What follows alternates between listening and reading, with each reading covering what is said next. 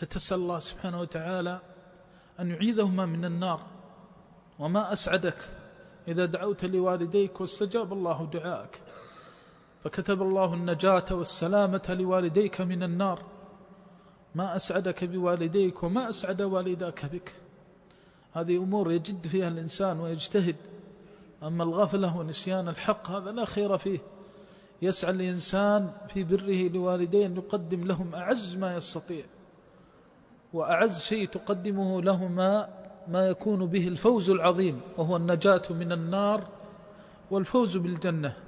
ولذلك قال تعالى: فمن زحزح عن النار وأدخل الجنة فقد فاز. فإذا دعوت لوالديك بهذه الدعوة فقد دعوت لهما بالفوز العظيم، فتقول: اللهم ارحمهما، اللهم زحزحهما عن النار وأدخلهما الجنة. كذلك أيضا تدعو لوالديك أن يعيذهم الله من عذاب القبر، لأنهما في أمر عظيم. الله يعلم ما هو حال الوالدين الآن، فهما محتاجان إلى دعوة، فأحوج ما يكونان إليك الآن أن تذكرهما. وقد تكون وأنت في صلاتك أو في مظان الإجابة تقول: اللهم ارحم والدي، تقولها كلمة يسيرة، لكن ما تعلم مقدار هذه الكلمة وكم يكون منها من الخير لوالديك. وقد تصادف عذابا وقد تصادف بلاء، فتقول: اللهم ارحمهما فيخفف عنهما أو يزال عنهما العذاب. فتسأل الله لوالديك الرحمة، أن يعيذهما من عذاب القبر، أن أمر القبر أمره عظيم.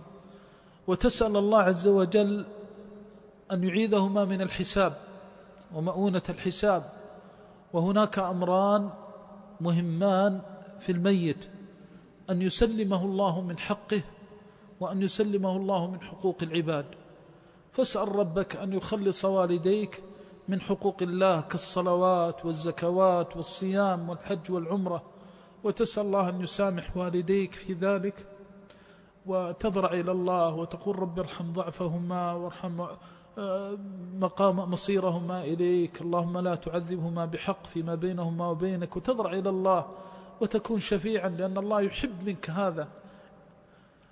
إنه كان للأوابين غفورا. ذكر هذه الآية بعد ذكره للبر، قال: ربكم أعلم بما في نفوسكم إن تكونوا صالحين. إن علم في نفوسكم أنكم تحبون الوالدين وأنكم تريدون بر الوالدين، ولكنكم الإنسان بشر ضعيف لا يستطيع أن يملك لوالديه نفعا ولا ضرا، فيكون في قرارة قلبه يتمنى لوالديه كل خير، ولكن لا يستطيع أن يبلغ ذلك، لكن الله يبلغه بنيته. ولذلك قال: ربكم أعلم بما في نفوسكم إن تكونوا صالحين فإنه كان للأوابين غفورا. فتسأل الله لوالديك أن يعيذهما من حقه العظيم في الصلوات والزكوات، تسأل الله أن يسامحهما، أن يتجاوز عنهما في كل صلاة وفي كل زكاة وفي كل حق من حقوق الله عز وجل ضيعاه أو قصرا فيه أو منعاه. وتسأل الله عز وجل في حقوق العباد أن يخلصهما من حقوق العباد، وتضرع إلى الله وتستعيذ بالله أن يعذب بحق أو مظلمة، وتسأل الله أن يتحمل عنهم حقوق العباد، وتضرع إلى الله أن يبلغهم الجنة بلا سبق حساب ولا عذاب ولا عتاب ونحو ذلك من المسائل. لا يزال البار الرضي في بره يضرع إلى ربه في بر الوالدين حتى يكون أسعد ولد بوالديه. لا يزال البار بر الوالدين بين عينيه قائما وقاعدا، لأنه ليس هناك قربة بعد توحيد الله والقيام بحقه مثل بر الوالدين.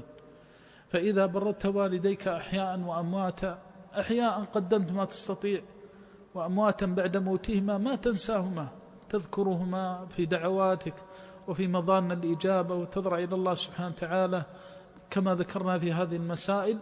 ثم تسأل الله لهم علو الدرجة في الجنة، وتسأل الله عز وجل أن يضاعف لهم الأجر وأن يتقبل منهم وأن يجبر كسرهم. وكل هذا من الأمور الطيبة الحميدة التي سترى بركتها وخيرها وبرها. لا يزال البار في بره تفتح في وجهه أبواب الرحمة، ولن تجد بارا يشقى ببره أبدا. البر لا يوفق له إلا السعداء الأتقياء الرحماء، والراحمون يرحمهم الله. فكيف إذا كانت الرحمة لأولى الناس برحمتك وهم الوالدان؟ فتجد وتجتهد وتستمر على ما أنت عليه من الدعاء للوالدين والاستغفار لهما والترحم عليهما. كذلك أيضا الصدقة عن الوالدين، تتصدق عليهما بالصدقات على قدر ما تملك وقدر ما تستطيع. وقد يكون عند الإنسان ريال واحد لا يملك غيره، فيتصدق به على والديه، فيجعل الله أجر هذا الريال يبلغ مئات الألوف. وصدق رسول الله صلى الله عليه وسلم إذ يقول: سبق درهم 100 درهم. اللهم رب السماوات السبع وما أضلت، ورب الأرضين وما أقلت، ورب الشياطين وما أضلت، ورب كل شيء ومليكه، إله الأولين والآخرين، فاطر السماوات والأرض، يا أرحم الراحمين، نسألك أن ترحم والدينا كما ربونا صغارا. اللهم ارحمهما رحمة لا عذاب بعدها أبدا. اللهم ارحمهما رحمة لا عذاب بعدها أبدا. اللهم ارحم أحياءهم والطف بهم ويسر أمورهم واشرح صدورهم واشف مرضاهم وأحسن خاتمتهم وسدد أقوالهم وأعمالهم واجزهم عنا خير ما جزيت والدين عن ولد. اللهم ارحم الأموات منهم، اللهم نور عليهم قبورهم وأفسح لهم فيها. نسألك بأسمائك الحسنى وصفاتك العلى، لا إله إلا أنت، أن تجعل قبورهم روضة من رياض الجنان، وأن تروح عليهم بالروح والريحان، وأن تعيننا على بره يا كريم يا رحمن. اللهم أنت الله البر لا إله إلا أنت، أريتنا برحمتك عظيم الرحمة لوالدينا أحياء، أريتنا برك بهم وإحسانك إليهم ولطفك بهم يا إله الأولين والآخرين، كما رحمتهم في حياتهم فارحمهم في قبورهم. اللهم آنس وحشتهم، اللهم آنس وحشتهم ونفس كربتهم.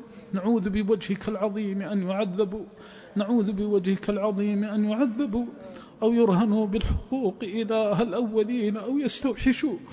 اللهم ارحم ضعفهم، اللهم ارحم ضعفهم واجبر كسرهم. اللهم ارفع درجاتهم في الجنات يا أرحم الراحمين، وأوجب لهم عظيم الرحمات يا أكرم الأكرمين. اللهم اجزهم عنا خير ما جزيت والدين عن ولد، ضاعف لهم الأجور والطف بهم في القبور، وآمنهم يوم البعث والنشور، وأحسن عاقبتنا وعاقبتهم يا رحيم يا حليم يا غفور. اللهم اجمعنا بهم في جنان النعيم، وأنزلنا وإياهم منازل الرضا والتكريم. لا إله إلا أنت الحليم الرحيم العظيم.